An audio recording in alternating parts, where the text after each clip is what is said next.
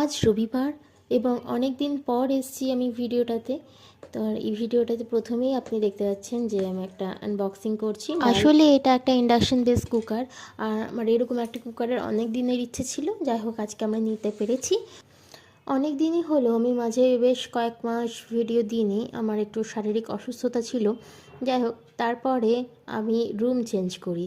এটা একটা হেক্টিক কাজ এবং এখনও পর্যন্ত আমার রুমের অনেক জায়গা এমন আছে যেগুলো আমি পুরোপুরি গুছিয়ে উঠতেই পারি, তাই সেই কাজগুলোই করছিলাম। কিন্তু আমার হাজব্যান্ড স্বরূপ আমাকে খুবই বারে বারে বলছিল যে তুমি ভিডিওটাকে বন্ধ রেখো না নন্দিনী, তুমি ভিডিওটা কন্টিনিউ করো। তাই আসলে ওই আমাকে মোটিভেট করেছে এবং সেই জন্য আমি দ্বিতীয়বার এই ভিডিওটা করছি।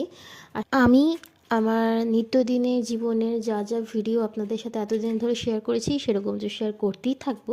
তার সাথে আমার এই নতুন রেন্টেড অ্যাপার্টমেন্টটা, এটাকে আমি নিজের মতো করে অ্যাস্থেটিক তৈরি করার চেষ্টা করছি। তার জন্য বেশ কিছু জিনিস আমি অর্ডার দিয়েছি এবং দিতে থাকবো। তো আমি সেগুলো দিয়ে আমার এই আনএস্থেটিক রুমটাকে কীভাবে অ্যাস্থেটিক করব, সেটার একটা ডিটেলস জার্নি আপনাদের সাথে শেয়ার করব।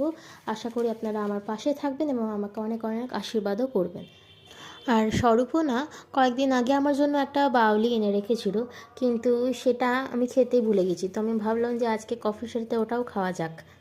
আর ফ্রিজে একটু ক্যারেট কেকও রাখা ছিল, তো সেটা ভাবলাম যে একটু কফির সাথে পেয়ার করে খাওয়া যেতেই পারে, তাই না? একটু চাট্টা মুট্টা খেতে সবাই খুবই ভালোবাসে, আমিও তার ব্যতিক্রম। এখানে ঠান্ডা প্রায় সকালবেলায় শুধু একটুখানি লাগে, আর রাত্রিবেলায় লাগে হালকা একটুখানি 9টার দিকে। রাত 9টার পরে তখন তোমার গায়ে একটা ভারী উলের জিনিস বা চাদর তোমাকে দিতে হবে।